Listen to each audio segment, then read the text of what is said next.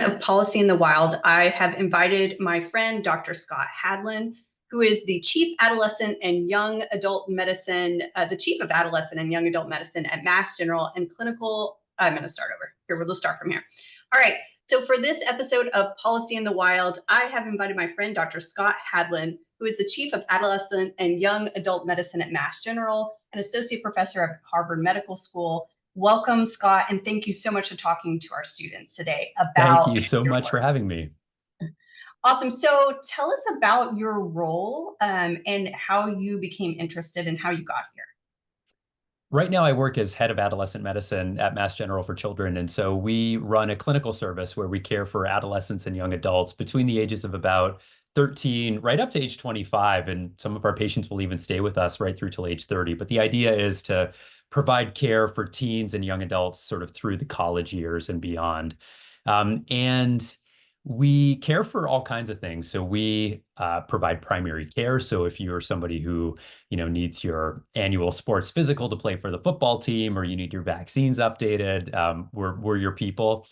We treat acne, we treat sore throats and runny noses and ear infections. But then we also do a lot of subspecialty care, and that includes a lot of mental health care, includes a lot of management of substance use disorders. And my own area of interest is around caring for young people who struggle with substances. And so that might be, particularly among younger kids, vaping nicotine or using cannabis or drinking alcohol, right out to, especially among the young adults, using opioids like heroin or fentanyl, or struggling with stimulants like cocaine or methamphetamine.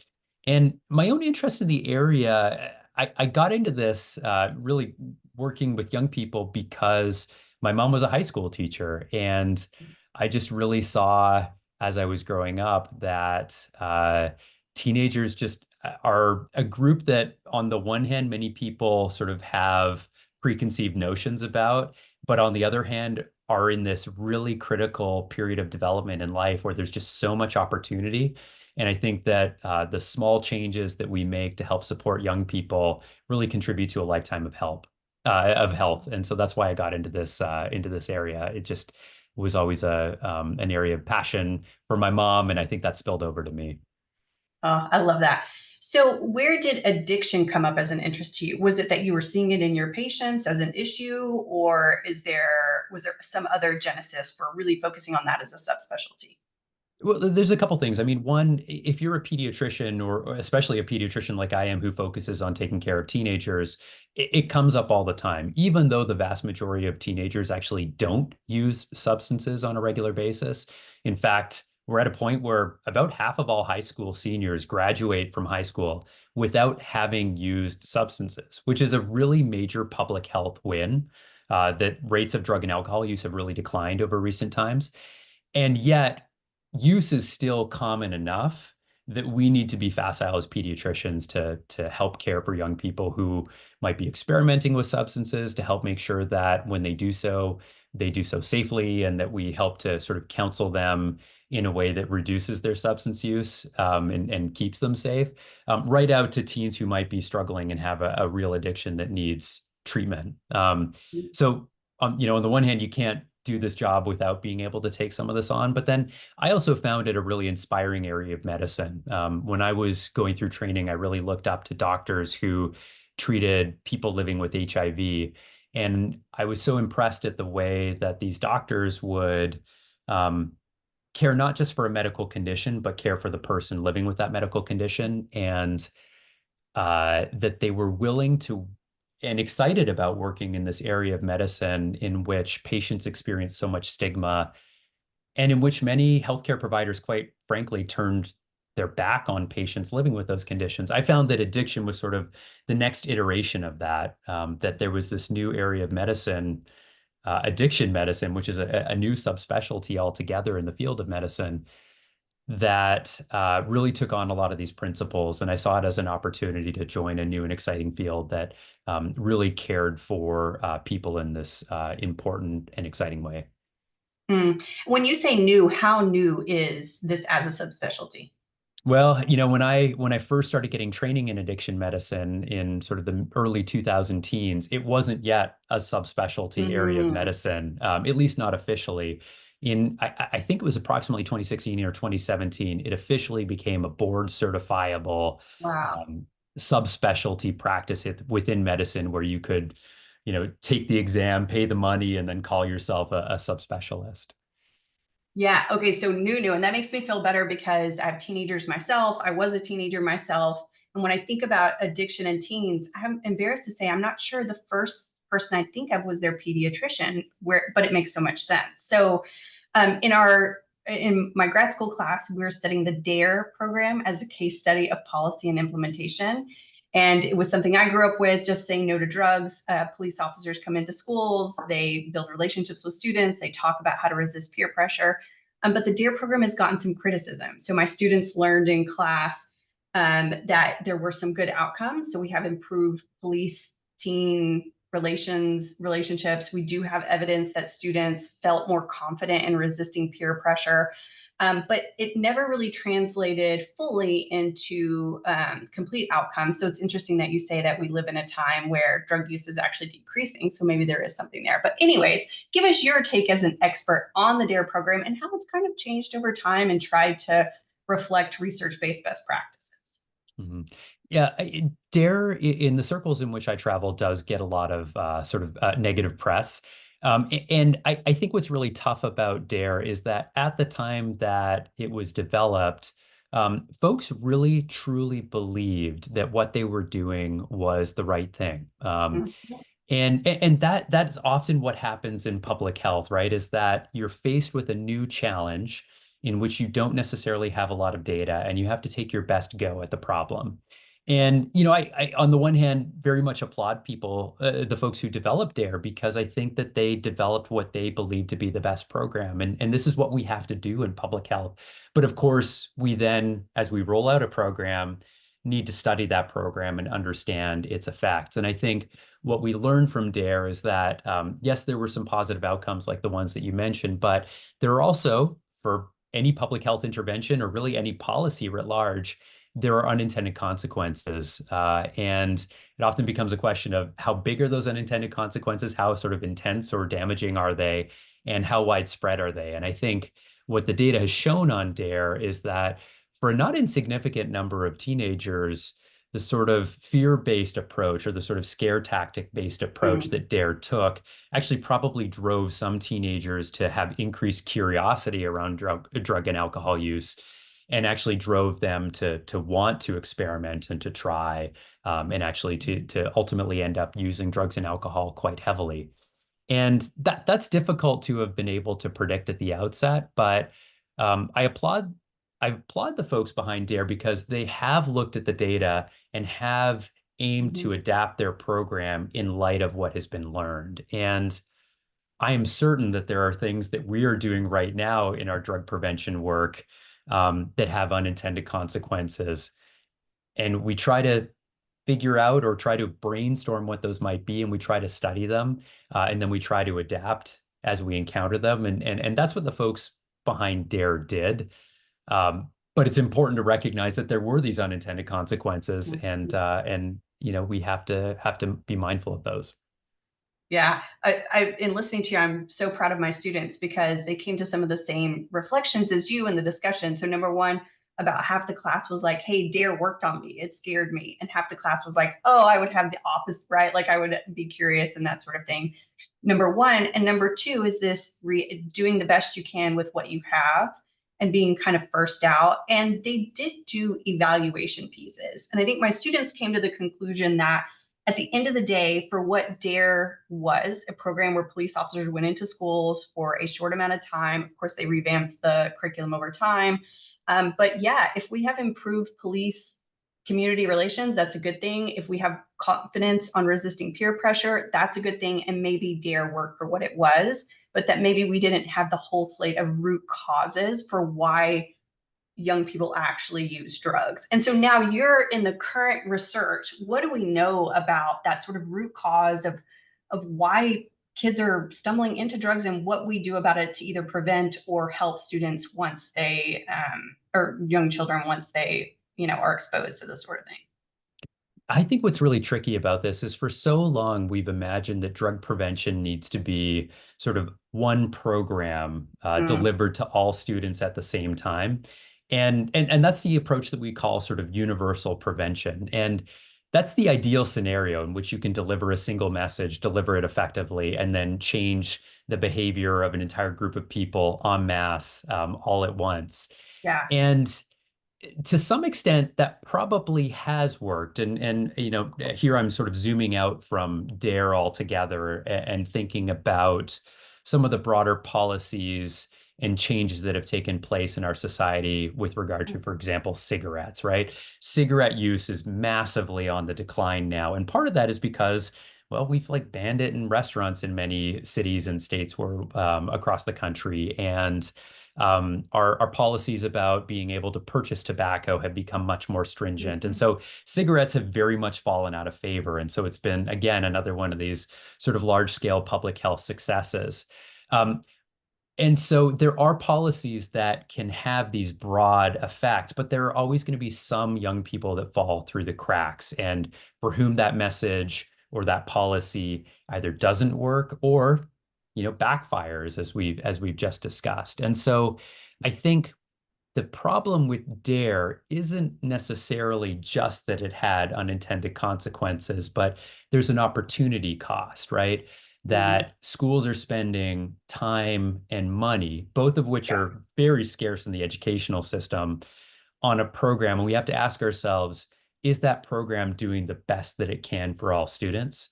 And Mhm. if we look to programs that do the best that they can for all students, it probably is the case that we need to have more tailored messaging to different groups of students within a classroom, right? And so, yes, just as your students pointed out, that message of don't do drugs is actually going to work for some group of students who weren't necessarily going to try drugs anyway. And so that kind of like really seals the deal and lets them know you shouldn't do them. But there's going to be another group of teens, and this is where sort of we get to your answer to the question about root causes. A lot of the patients that I care for in my addiction clinic are teens who struggle with substances because they're struggling with other mental health conditions Mhm. that are the Yeah. underlying reason, right? So teens who are struggling with depression might use an opioid as a way to kind of like escape from the feelings of hopelessness that they're experiencing. Or the teens I care for who have really profound anxiety might use cannabis really heavily because cannabis in the moment will actually address that Mhm. anxiety and make them feel sort of better in the short term. Um, I have patients who struggle with ADHD and that sort of sensation seeking and impulsivity that sometimes are hallmarks of ADHD can drive teens to experiment. And so in these for these young people, sort of tailored messaging around like, hey, you struggle with anxiety. A lot of people who struggle with anxiety are at risk for developing severe problems Mm, with cannabis. And here's how to recognize those problems, and here's what to do about them if you come across them, is probably a better message, right? yeah. And then for people who've already started to struggle with substances, it's not going to be helpful to tell them like, hey, don't do drugs, because Yeah. that ship has already sailed. And so they need messaging that really sort of helps them identify that they're starting to have a problem and helps get them connected to treatment. So different messages for different people, all in the same classroom. Yeah, the complexity with policymaking, right? Which is it is easier to put a bunch of money behind one program with one training aspect, but tailoring messaging is probably harder. So, okay, well, let's turn. We're near the end of our time together, but let's turn to your research real quick. So, what are you focused on? What's some big things happening with your own research in health policy? Our group right now is really focused on using national big data to identify gaps in treatment for young people. So we have access to Medicaid data from the late 2000 teens and early 2020s from all across the United States, all 50 states and DC.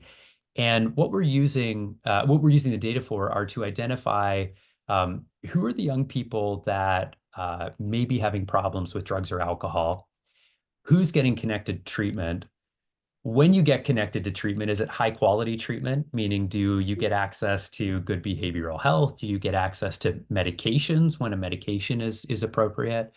And then who gets retained in treatment, both in the short term and in the long term? And so we call this kind of the cascade of care, identifying who gets treatment and who sort of gets to stay in treatment. But more than that, not just identifying gaps along the way, but identifying gaps according to certain groups that we know have been historically Mhm. disadvantaged, meaning, youth, for example, youth of color. Are there differences that we're able to identify by race and ethnicity? And what are the gaps and how do we address those gaps when we encounter them? What are some of the gaps that we see for youth who may not speak English? What are the gaps that we see for youth who may come from more rural areas of the country or who may come from poorer regions in the country? And how do we address those gaps? So those are the principal questions that our group is taking on right now.